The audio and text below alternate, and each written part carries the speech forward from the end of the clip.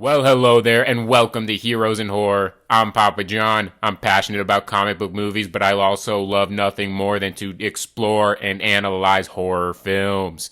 So each week I choose a comic book movie topic to talk about, and each week I choose a horror film topic to talk about. And today we are talking about 2025, the most anticipated. I'm going to list off pretty much every comic book movie that I could find in my little research that's about to come out. Plus, I'll talk about a little bit of the TV shows as well. And then on the horror side of things, I'm going to talk about my most anticipated horror films of 2025. And after that, I'll sprinkle in 5 movies that are not based off a comic book, but they're also not horror films. Just 5 other movies that I'm really looking forward to and excited about. And then at the end, I'm adding a little segment here for called Recommended Reviews. Not a very creative name for the segment, I know, but it's straight to the point. They're movies that are recommended to me by somebody. It can be you in the comment section. This week, it's a coworker. So that recommended this movie. It's one of his all-time favorite movies, and he wanted me to talk about it. So I'm going to talk about that at the end. So without further ado, let's kick the shit to the fan and get this shit started. So we're going to kick things off going over some of the comic book television that's supposed to come out in 2025 as of right now. Now, I'm not a big television person. Pretty much the only TV shows I watch are DC and Marvel shows and like The Boys, your comic book TV. There's just so much comic book TV that I miss out on a lot of other TV shows, but at the same time, I'm fine with that. I'm not a TV guy. I'm going to put this here. There's a show, apparently, came up in my research called Revival. It's based off of an Image comic book. I don't know anything about it, but Image has a good track record with TV shows, in my opinion, so I'm sure, hopefully, it'll be decent. They have a good track record. It's not like Saga or something that I recognize the comic book name of. But we'll see. Just wanted to throw that out here there. And then getting into, the Marvel and DC side of things. Ironheart, I've never cared about Ironheart. In terms of Wakanda Forever, I wasn't as high on it as everybody else. Especially that aspect of the movie. Getting some noise from my fridge yelling at me. I loved all the Namor Atlantis stuff. Obviously I'm a big Aquaman guy. And I just love Atlantis and Atlantean and sea mythology and just Atlantean lore in general. So I did like that side of it. But in terms of the Ironheart side of things, it was okay. I think when you got towards the end, it felt a little Power Rangers-y to me. But we'll see. And then you got Wonder Man. And I don't really know anything about this one. I don't follow the news all that much, especially with the TV shows. I think it looks interesting, There's a animated TV show. I never really watched it seriously, but it was one I always caught growing up on reruns. That was Avengers United They Stand, I believe it was called, that had Wonder Man as a character. I'm interested in that, although this is probably a very different take. It has, Ben Kingsley's character from Iron Man 3, who I've never been a big fan of that character, I'll be honest. But we'll see how it works. Got Eyes of Wakanda, which is definitely going to be interesting. I love the idea of exploring Wakanda and Wakandan lore and mythology and history. And I believe it's supposed to be animated, so that should be interesting. What If isn't my favorite Marvel show, but it's also not the worst, so we'll see. And Your Friendly Neighborhood Spider-Man. I'm not really interested in this. I've never been a big Peter Parker guy. I've always found him a little overrated. Like, even when I was growing up and the perfect age for Spider-Man, I never connected to Peter Parker like everybody else did. But, he's got some good characters. I mean, he's a good character. He's got some good movies, that's what I meant to say. And he's got some good TV shows. I'm a big fan of, like, the Spectacular Spider-Man. I'm even a big fan of Ultimate Spider-Man. And obviously, Spider-Man from the 1990s.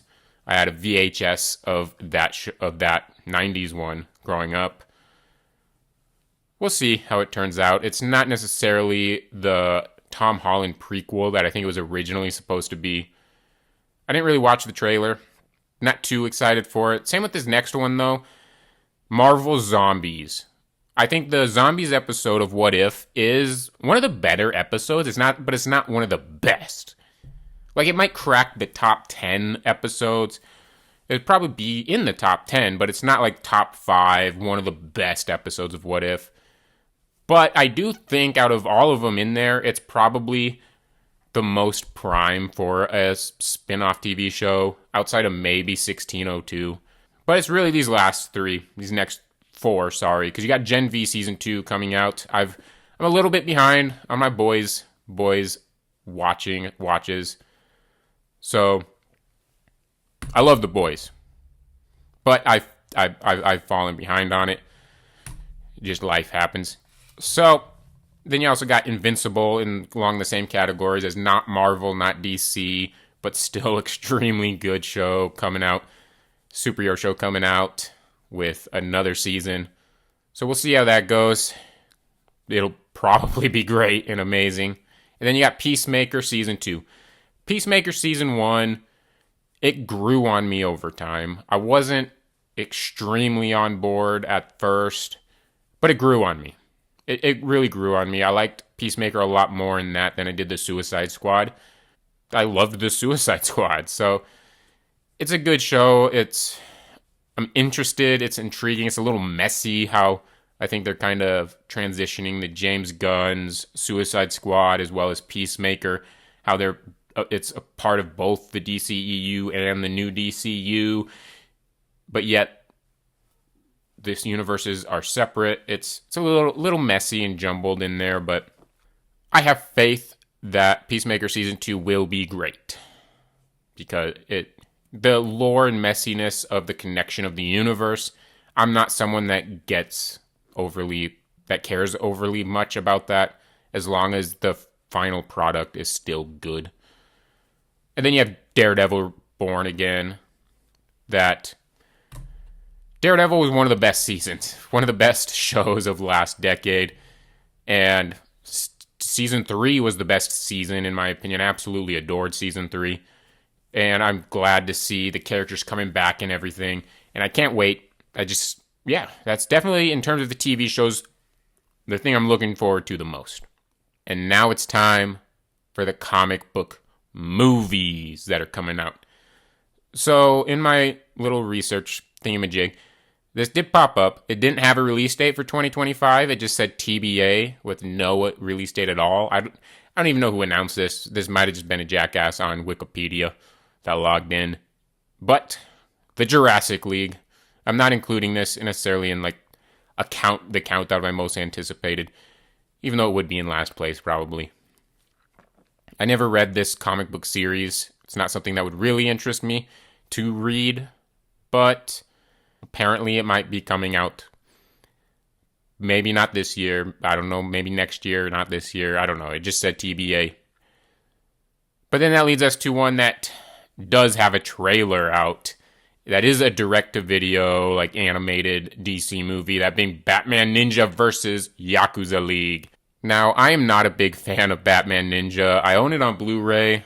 I got it. I pre-ordered it on Blu-ray. I was very interested because it came out at a time that I was discovering anime. Because I discovered anime late in life. I discovered anime, and they're coming out with this Batman movie called Batman Ninja. That's an anime movie. I was like, ooh, I pre-ordered it, and I pre-ordered the Blu-ray, and I watched it when it got here. That being said, that was years ago, and I wasn't a big fan of it. I'll be honest, I was not a big fan of Batman Ninja, and now we're getting this sequel, Batman Ninja versus Yakuza League. I watched the trailer. I think it looks like it'll be better, at least more up my speed, because I think it's been a long time since I've seen it. Haven't really seen it. I've seen it twice, but both times were within the year it released. If I remember correctly, it was the structure. It had kind of this almost like video game-like structure, but not in a video game structure that I enjoy. Not the type of video games that I play. It was structured as like video games that I don't really play. I don't know how to explain it. I want to say Mortal Kombat-esque, but that I could be wrong there and just misremembering the movie because I haven't seen it in years. Mainly because I remember not enjoying it all that much. I think the trailer, though, made this one actually look compelling. It got my attention. And that's what the trailers need to do. So I actually might put this ahead of the next one, to be honest, because I don't think I've seen a trailer for the next one, but I have seen like still shots and everything. And this is an animated movie that I swear has been on the upcoming animated release things for DC for years. Like, I swear I've heard about this for like 2 or 3 years. That being Aztec Batman. Well, see, this is one that has always intrigued me. Like, the second I've heard about it, and then it just never was coming out. But we're getting it. It intrigued me, like I said, because you're kind of getting Batman within like the Aztec culture. You know, I have a Mexican stepmom and Mexican step family. Almost all of my friends are Mexicans. And so you just get a lot of nice touch in there that I'm just very interested in. We'll see. It is direct-to-video animated movie. You know, sometimes those end up being amazing hidden gems. Sometimes they just kind of fall flat. And then other times they're good. Like Justice League Crisis on Infinite Earths from last year. They're good. But, you know, they're not memorable. They're not necessarily great and become hidden gems for DC fans. And then next I have Teenage Mutant Ninja Turtles: The Last Ronin.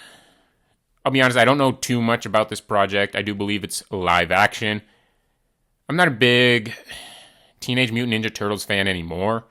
I know growing up, I grew up with the 90s films on DVD. And I saw the Michael Bay films. Was it Michael Bay? I don't know why I just automatically went to Michael Bay. Anyway, I saw those films in theaters both times, which I had a weird relationship with because when I saw the first one, I was just a brainless guy who just wanted to go see the movie, and I ended up loving it. And then by the time the second one came out, I was developing more of a film cinephile-ish. It was in a very cinephile point in my life. You know, I've gone, like, I'm not nearly as posh and pretentious as I used to be back then, but it was a time in my life where, like everything was bad, unless it was, like, Tarantino or Nolan. All of a sudden, it was like, oh, these movies are trash. They're terrible. I haven't really revisited them all that much. I still think, if I remember correctly, last time I saw the first one, the 2014 one, I thought it was pretty good. To be fair, I still have not seen Mutant Mayhem. Like I said, Ninja Turtles, they don't excite me as much as they used to. But I'm still looking forward for getting a definitive, bona fide, great TMNT movie. Because I do think the best one is still an animated movie. And considering I just said I haven't seen Mutant Mayhem yet, yeah, that means my favorite movie is TMNT. Moving on. Favorite Teenage Mutant Ninja Turtles movie. Not my favorite movie, but anyway, moving on. Captain America: Brave New World. I just realized I need to flip this one and the next one, but I already mentioned it, so let's talk about it. I haven't really been watching the trailers, and I don't really want to watch the trailers for it. I've seen, like, you know, some marketing here, you know, a YouTube ad pops up, stuff like that. I've never fully sat down and just watched the trailer. I don't need to. I'm going to go watch the movie anyway and go watch it. I don't know why I just said that twice. And I think Captain America, the 3 films are great. I think it's the most consistent and coherent trilogy within the MCU. That being said, I'm very nervous. There's a lot of things that I'm nervous about with this. I think if this would have came out closer to Falcon and the Winter Soldier, which I think I defend more than others, I don't think it stuck the landing in the finale. But I think up until the finale, it was still a really, really damn good show. I like the idea. I like having Harrison Ford. He's a nice entry. And I would love to see a Captain America movie with Sam as Captain America. It's risky, but I'd love to see it, and I love seeing risks taken in cinema and in big block. I love it when blockbusters take risks. But it doesn't feel like this. It feels like they were originally taking a risk. Then they said, no, let's scrap that. And the studio came in, the committee came in, kind of reworked it because they no longer wanted to take a risk. And I don't know. I don't know what this is going to be. I don't know how good it's going to be. I'm just very hesitant. And even though I haven't seen the full trailer, the marketing that I have seen, like I said, through YouTube ads and whatnot, nothing's impressed me. I hope it's good because Civil War, amazing. And I think Sam and Bucky and Harrison Ford is a great addition to this whole cast. You know, Red Hulk will be interesting. And next, we got The Old Guard 2. I was a fan of the first The Old Guard, and I thought it was one of those movies where I think the movie as a self-contained movie I was a little more mixed on, but I loved the world that they set up, and I loved the idea of making it into a franchise, and so I was looking forward to The Old Guard 2, but at the same time, so much time has passed since that first movie that I don't really care anymore. Like, I was primed to get a franchise out of it, but it took so long to get there that the excitement's gone. And to be fair, I haven't even seen the first one in quite a while. So, we'll see how it goes. And next I'm bringing up King Spawn. Now, this just simply says 2025 on a lot of the things that I found. It doesn't have an actual release date yet. It doesn't even have a poster or anything, but it does say 2025 on it, so I'm including it here. Obviously the original Spawn movie is terrible. There is a lot of fun to be had with it, but it is a really bad movie. The HBO shows, though, that's amazing. And I'm a big fan of making darker superhero movies and darker comic book movies. I love that idea. And this is a movie that I don't even really need any information about. I will be there to watch it. I would love to see a Spawn movie again. Like another attempt at a Spawn movie. They've been trying to get one out for years, I believe. And I don't know if this one will actually come out or not. But it had 2025 next to it. So we will see. And next, moving into our top 3. The 3 comic book movies that I'm anticipating the most. And at number 3, we have Thunderbolts. I love this idea. I love the concept of, like, the Suicide Squad concept. Even, arguably, the Guardians of the Galaxy concept of misfits / villains and side characters coming together to form this team of just expendable characters or characters that are supposed to be expendable. Obviously, as a fan, I don't want them to be expendable, but they're supposed to be expendable, at least within the story and the universe. And I just think that brings up a great concept, great storytelling. I like great storytelling devices that you can use, and I just love that concept. And I loved the trailer for this. I love the vibe it was giving off. It doesn't feel like this studio produced by committee type of MCU movie that you get all that we've been struggling with lately. Even though I don't think the MCU movies have been as bad as everyone has said, I still don't think they're on the highs of Phase 3 movies. And I would love to get back to that. I truly would. And I think the Thunderbolts I think it's a safe bet because I don't think Disney really cares a lot if this is the highest performing MCU movie. And so I don't think they're putting as much committee and studio interference to prevent that from happening. I think you'll get more of a clear vision because of that. Whereas with Captain America Brave New World, they want that to be like this titular movie within the MCU. So they are putting a lot more resources into their into sort of the made by committee thing, whereas I think Thunderbolts, they're kind of, I don't think they're intentionally necessarily neglecting it, but I think they're not worried about it being this titular MCU movie, so they're not fully just being a movie made by committee. They're just kind of leaving it alone a little more. Now that we're getting into the two most anticipated comic book movies of the year, and I think you probably could have guessed this pretty much from the get-go. These are the two movies that everybody's looking forward to this year.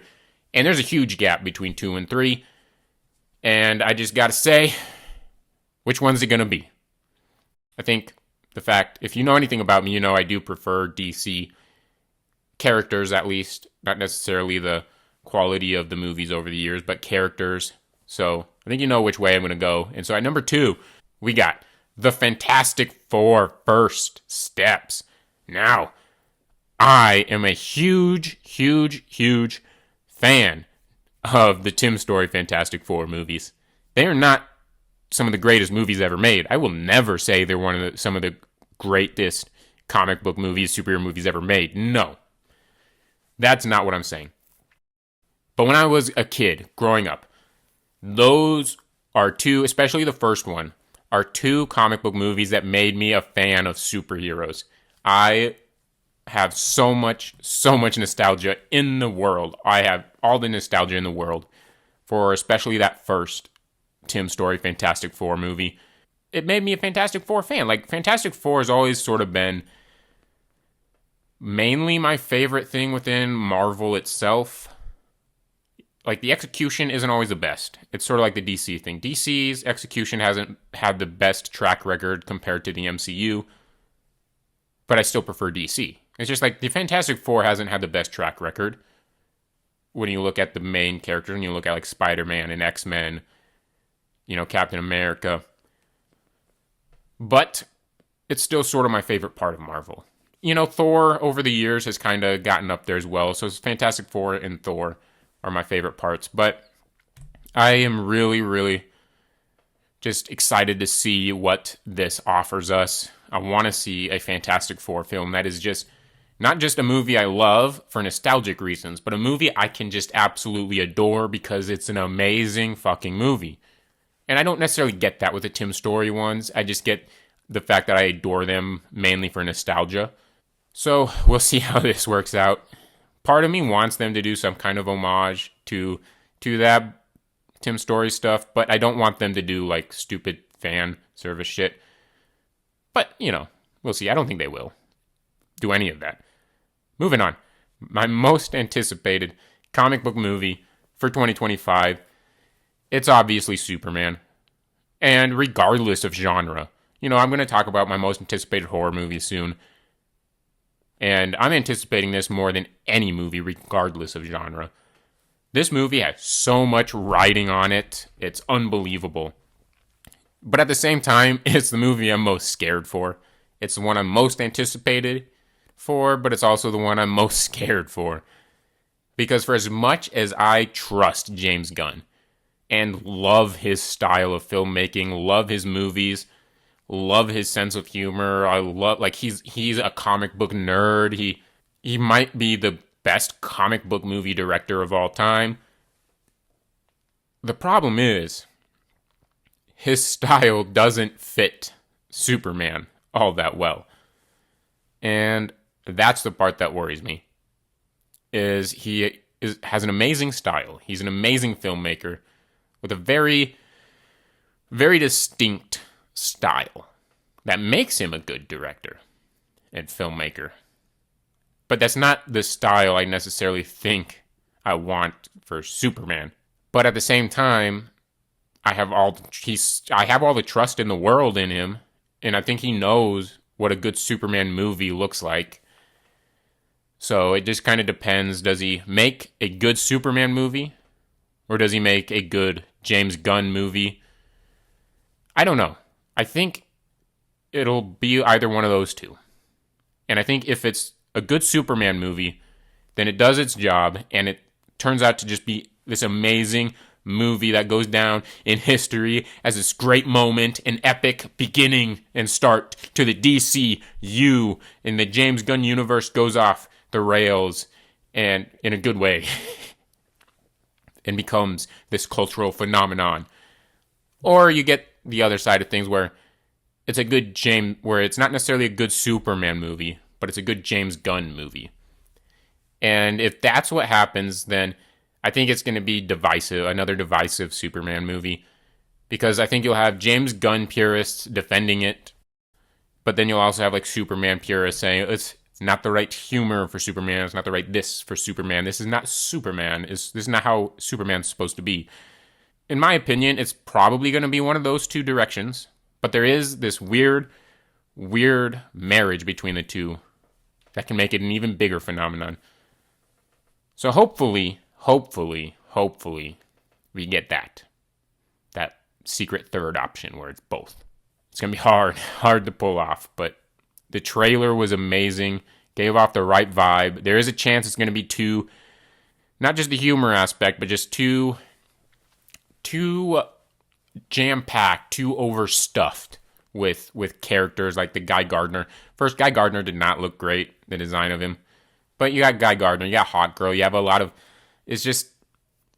It might be too much, where it should just be a Superman movie. You know, the MCU started off with an Iron Man movie. It didn't start off with a movie stuffed with other characters. It's not even close, honestly. I think if the Fantastic Four First Steps had a trailer, it would be close. But because it doesn't have a trailer, and Superman has a great trailer, Superman by far takes the number one spot for me as my most anticipated comic book movie. Moving on to the horror side of things. My most anticipated horror films of 2025. I've got a lot of honorable mentions here that I'm just going to name off.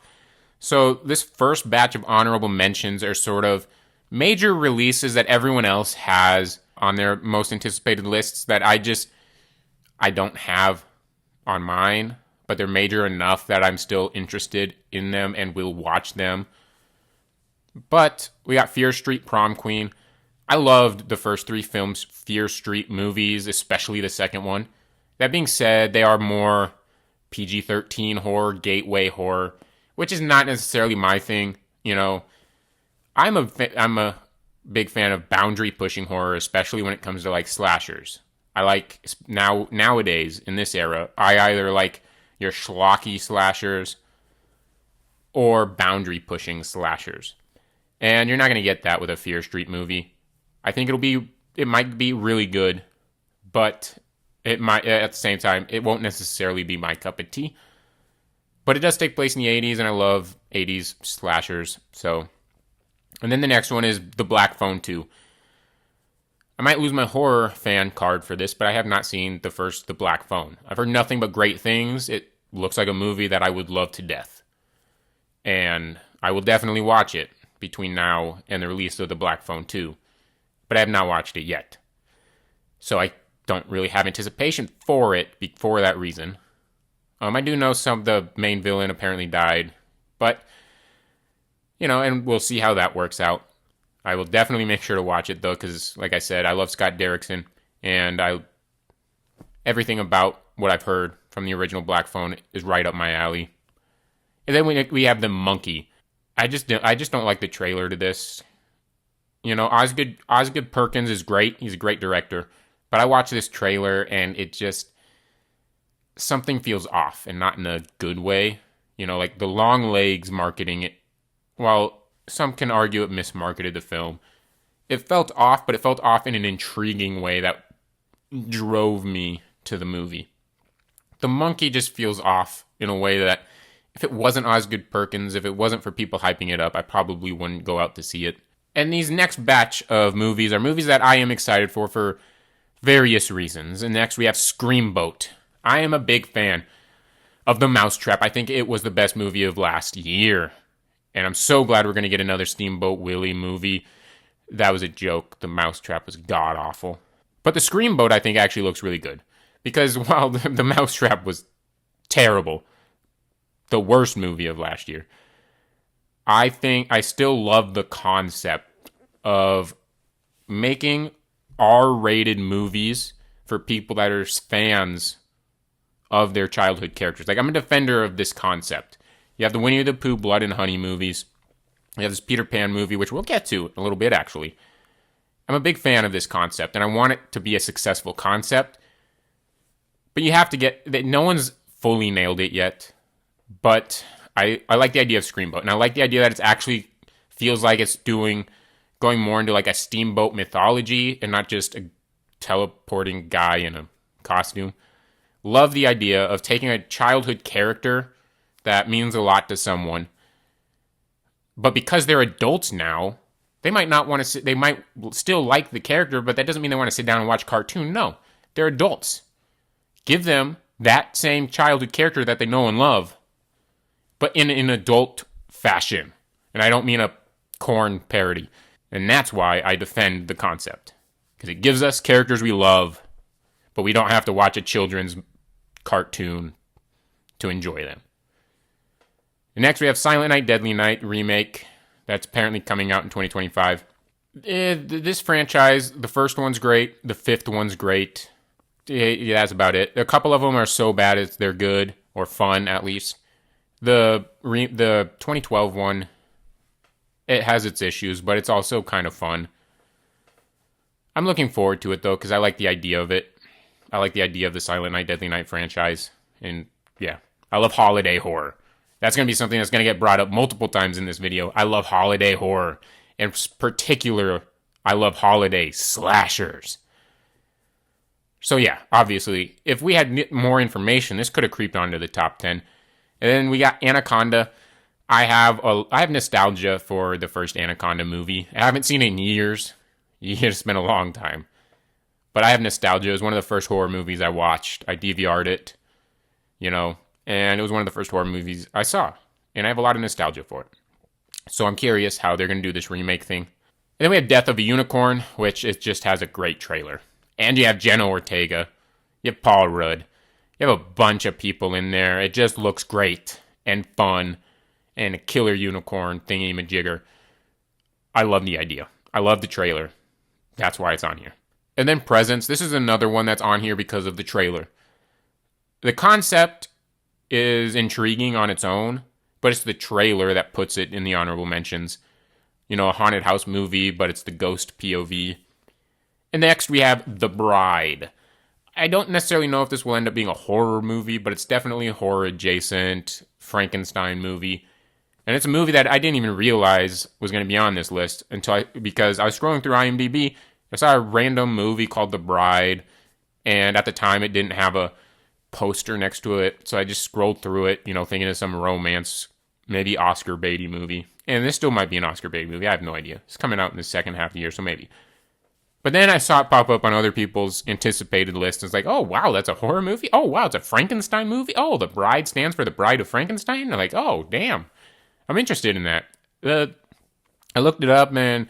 Some of the photos, they're not great, but it has Christian Bale in it, one of my favorite actors. Maggie Gyllenhaal's directorial debut. So right there, my favorite film of all time is The Dark Knight. So right there, you got Christian Bale and Maggie Gyllenhaal. There you go. That's all I need to sell me on this movie. And it's Frankenstein, which is another thing we're going to get into multiple times in this video. So yeah, The Bride. Honorable mention. And then we got Peter Pan's Neverland Nightmare. I am a big fan of Winnie the Pooh, Blood and Honey 2. I absolutely adored that movie. I don't think it's a great movie. It's not best of the year.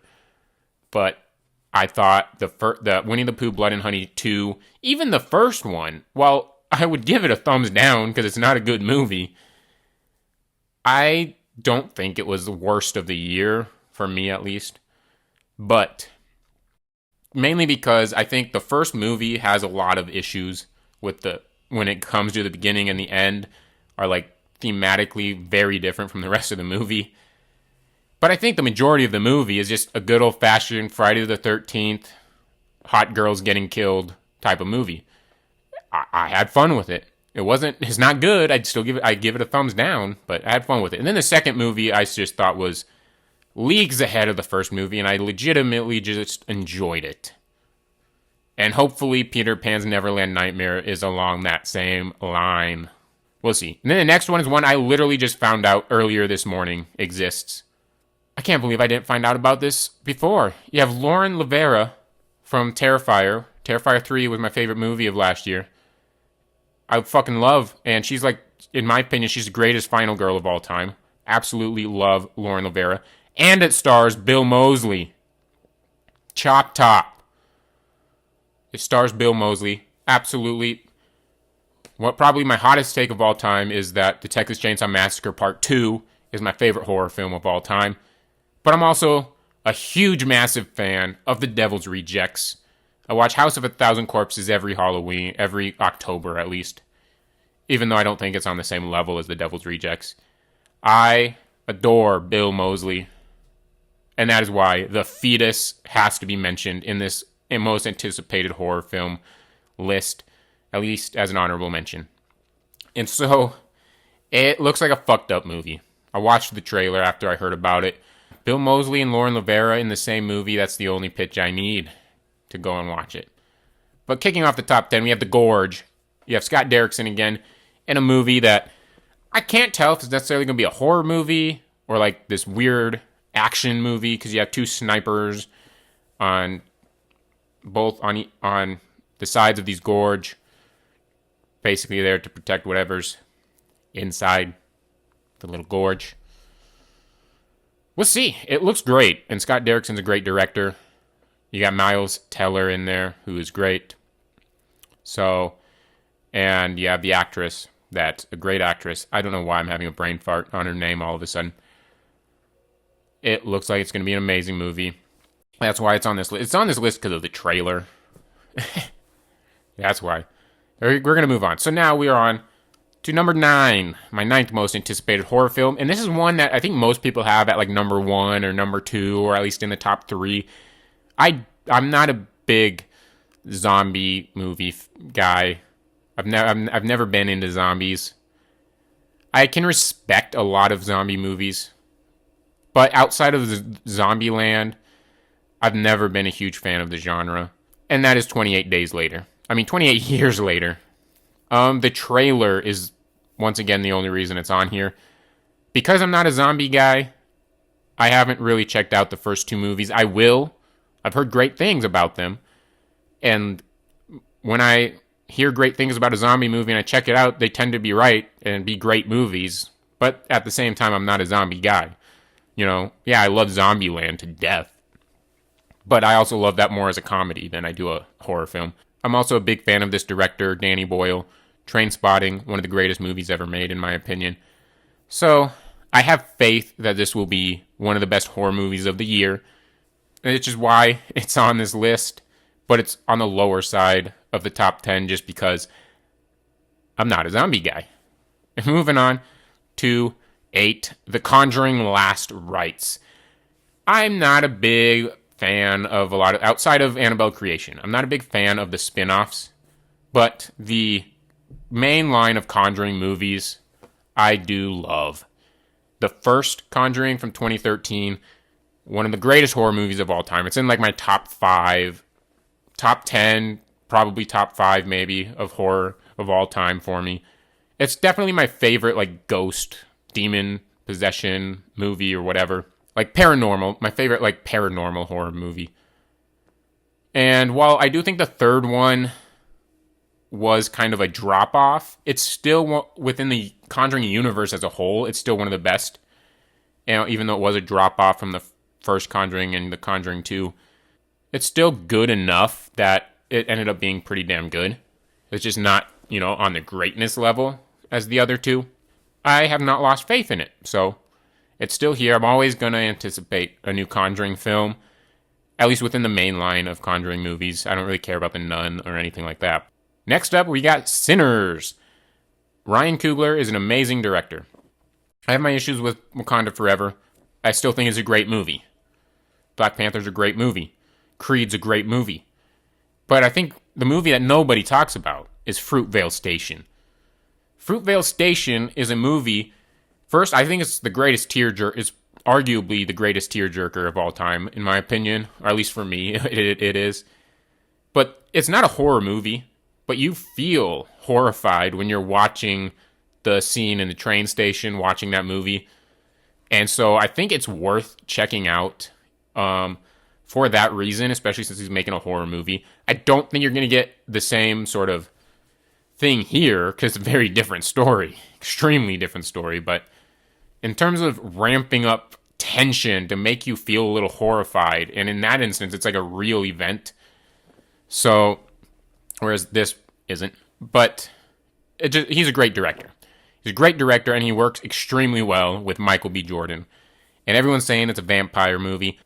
Now we're getting into our top 6. Because this is kind of where these are truly my most anticipated movies. There's a drop off here between 6 and 7. These are truly the 6 horror movies I am genuinely extremely excited for. At number 6, we have Heart Eyes. Like I said earlier, I love holiday slashers. And I'm a big fan of My Bloody Valentine from the original version. I have the steelbook with both the original theatrical cut and the unrated cut. I love and adore the original My Bloody Valentine. I think The Miner is one of the most underrated, I guess not necessarily underrated because everyone says it's a great design. I love the design, and I love everything about that movie. I can't believe we never got a franchise out of My Bloody Valentine. It was so primed for a franchise. The killer, even survives and runs away. It was so perfectly set up for a franchise and a sequel and everything, and we never got it. And I have fun with the remake. It's okay. I think the remake's pretty good, but it's not the same to me. And I love Jensen Ackles, though. He's great. Everything I've seen from Hard Eyes, I actually avoided the most recent trailer. I don't need it. I'm sold on it already. I think it looks great. And I can't wait. Holiday slashers are back. Terrifier 3, Thanksgiving. They're back, baby. And I'm all here for it. I absolutely adore holiday slashers, baby. Oh, hopefully Hard Eyes does not disappoint. I don't think it will. It looks great. Give me that holiday schlock. And next, in the top 5, we got Saw 11. Now, the Saw franchise, I've always been up and down on. It took 10 movies to get the definitive best in the franchise, in my opinion. Personally. Maybe. We'll see how time plays out. But yeah, Saw, it's a franchise that I've always loved the concept better than the execution, which is why I've always been excited for Saw movies. But because the concept, I think, is amazing, but they always have issues in execution and pulling them off. Especially when you get towards the middle era, where you're getting Saw, the final chapter, where it's just kind of they're focused on the wrong part of the idea and concept. This movie was supposed to come out, I believe, last year, and it got pushed back to this year. I'm very genuinely excited for it. So, moving on. Next, we have Final Destination Bloodlines. This could have been number 1. Originally when I set this list up, it was number 1. Final Destination was basically my introduction to horror movies. The first horror movie I technically saw, it wasn't necessarily the one I saw that made me into a huge horror fan, but it was technically the first horror movie I ever saw, and that was the Final Destination, the 4th one. Yeah, first horror movie I ever saw. Doesn't matter, though, because it made me a fan of the franchise, even if it didn't necessarily make me this big horror fan yet. That was still a little bit of ways. It made me a fan of the franchise, because when I did become a horror fan, I was like, ooh, I remember my sister showed me this movie that my parents got mad at her for showing me way back then, and a couple years ago, and let me go check out the rest of those movies. And I realized that movie is significantly worse than all of the other ones. But I still have genuine love for that 4th one, and I love all of the Final Destination movies. I cannot wait for Bloodlines to come out. I do have some hesitations, though, because first of all, it's not a good sign nowadays to me when you go from a franchise that is always just 1, 2, 3, not 3, and then 5, 3, and then not 4, but 5. And then they take the number away and add a tagline.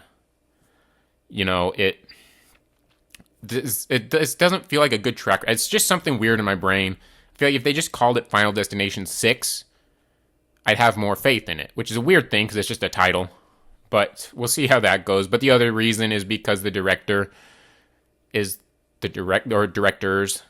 are the people that made like a Leprechaun Origins, I think. It's a terrible Leprechaun movie. And they made a couple other like just terrible movies that have like 3 on IMDb. Like, they don't have a good track record, and that scares me. But it's still Final Destination. We're finally getting a new one, and that's why I'm excited for it and can't wait to go see it.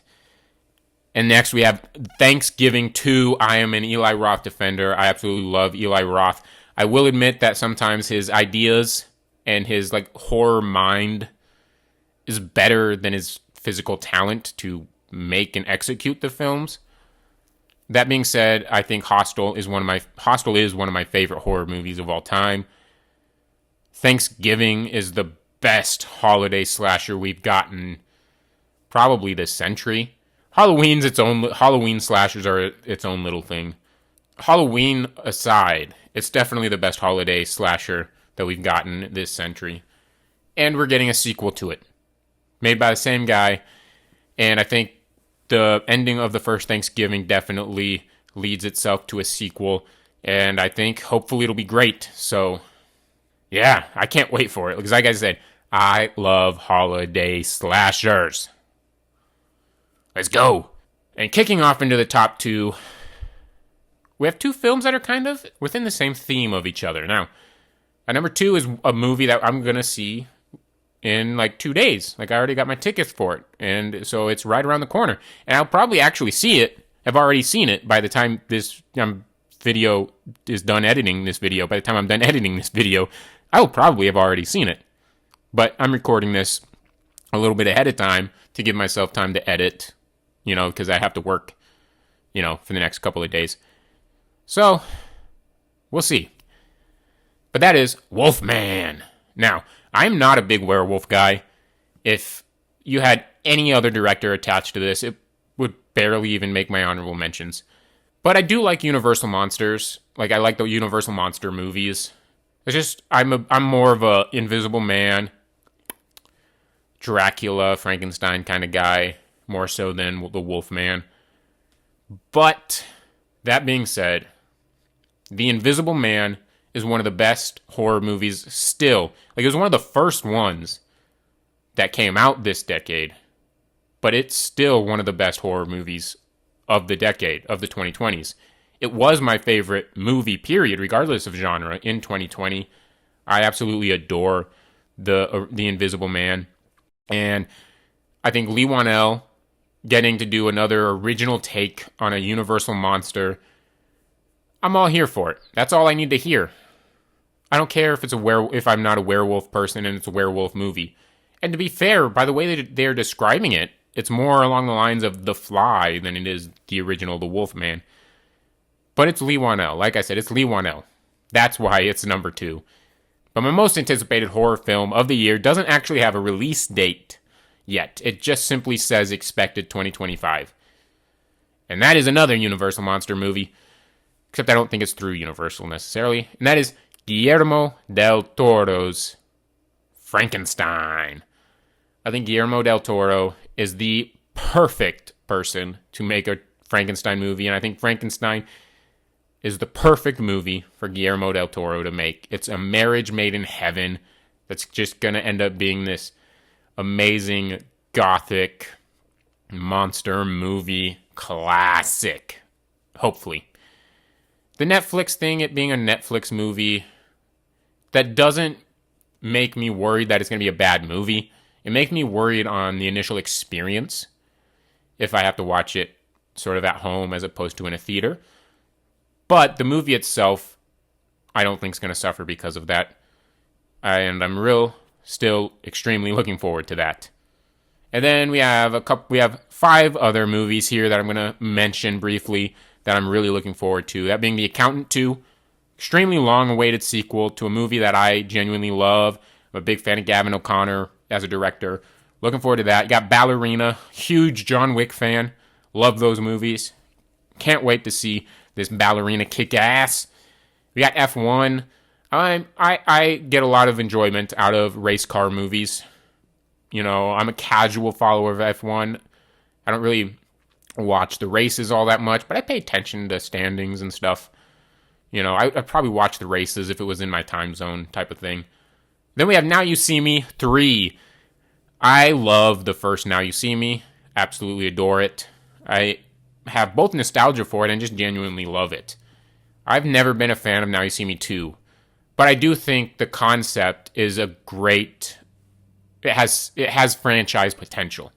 I'm not a big fan of the second one, but I think the concept of Now You See Me works well as a franchise.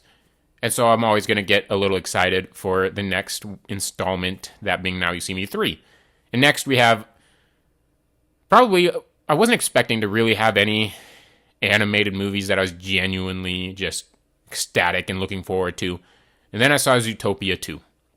Zootopia, the first one, was the biggest surprise potentially of my entire life when that movie came out. I got forced to go see it. I really did not care at all to go see this movie. I was like 18. I was like, I was 18. I was over animated movies. I didn't want to go see a stupid animated movie. But my family dragged me to it, and I'm so glad that they did. I absolutely adore the first Zootopia. It's one of the funniest movies ever made. One of the greatest animated movies ever made. It has the funniest scene in all of cinematic history in the DMV with the sloths. Absolutely adore it. So I'm looking forward to seeing what they do with the second one. And like I mentioned in the intro, this is a new segment. It's the second episode, so new segment. There's one episode that didn't have it. That being recommended reviews. So each week I'm going to review a movie that was recommended to me by somebody. This one happened to be recommended to me by a coworker and a friend, and this is one of his favorite movies of all time. If there's a movie you want me to review, if you've made it all the way through this video, go ahead and leave a comment. If it's horror adjacent or comic book movie adjacent, like a blockbuster or something, it doesn't have to be technically within either of them, just adjacent to the idea, so it's very broad ranging. Chances are I will review it at some point. Well, probably next week. I have other recommendations by friends and family members that can keep me going. But if there's something you, the viewer, want me to recommend, leave it in the comments down below. Or even if it's a movie I've seen, I don't really care. I'll still review it. That leads us to today. My recommended review. A movie that was recommended to me by my coworker was Poor Things from 2023 by Yorgos Lanthimos. I think I got that correct. This was nominated for a bunch of Oscars, a bunch of awards attention. It won like 4 Oscars, I believe. So it's pretty damn well-made, well-crafted, technical, great movie. And there's a reason a lot of people love it, like my coworker, one of my friends. I understand why it was recommended to me by him. Not just because it was one of his favorite movies, but because I do like the Frankenstein thematic concept and, Frankenstein stories. I love weird shit and weird humor. And this Poor Things, it's a movie where I look at everything individually and I absolutely love it. I love the look of the movie. I love the performances of the movie. The jokes hit. The jokes as written hit. For the most part. Like, there's a lot of good jokes here that had me laughing. And I love the philosophical explorations within it. Like, I don't really have anything negative to say about the movie. But at the same time, I just think, one thing, I think it's too long. And I didn't care about the Mark Ruffalo story. I just didn't care about that story at all. Between her leaving Godwin's and her meeting Gerard Carmichael's character, it's a little rough for me. Like, there's a couple jokes in there that I think are great. But like I said, it's one of those that on paper is perfect for me. But in execution, it's too dry to be memorable for me. I can see why people love it. It definitely, I can see why it won awards. It's a movie, it's one of those movies that I will say that if I was like a film professor, it's a movie that I would use to like teach film because it does everything so well. But at the same time, it's not a movie I'm going to choose to rewatch because it's a little too dry. And it's not memorable, really. For me, at least. And that's the main thing, is I love the weirdness, but it's too dry with the weirdness. I love the dialogue and how the jokes are written, but I feel like the execution's too dry for you to necessarily remember it. And that's a personal thing. Like, that's a subjective thing. I gave it 4 slices out of 5. That's a really good score because it's a really good movie that deserves a really good score and a really good rating. It's definitely a thumbs up. Easily a great technical work, piece of art that I will highly recommend, especially if you're a Frankenstein fan and love sort of philosophical explorations. You know, it's horror adjacent. It's more of a horror. It's a comedy more so than a horror movie. But it's about Frankenstein, sort of like a Frankenstein movie. So it's horror adjacent. Oh, also, I forgot to bring this part up.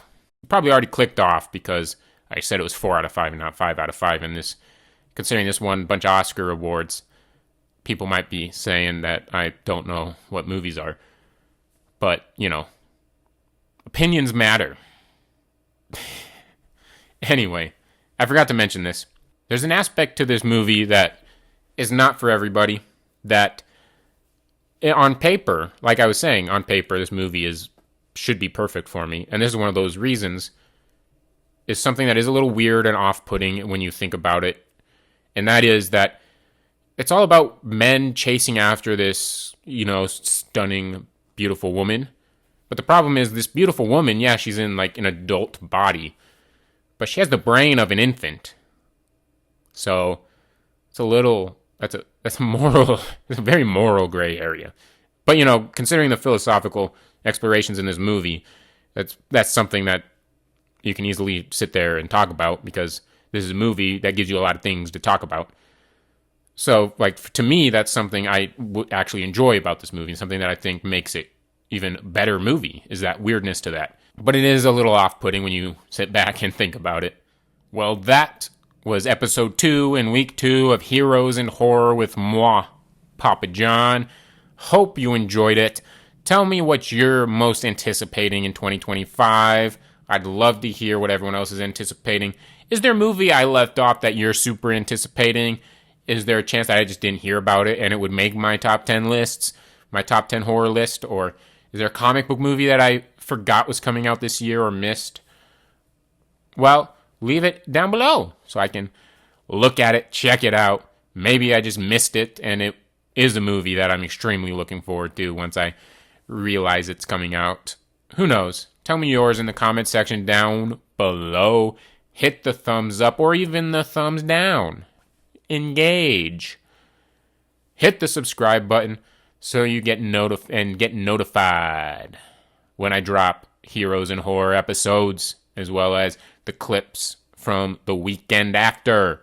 And I will start doing 60-second reviews starting this week, because I'm going to see Peter Pan's Neverland Nightmare literally right when I stop recording this right now. I'm going to head out there.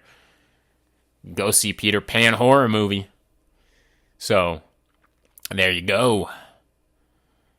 And always respect people's opinions because one man's art is another man's shit. And vice versa.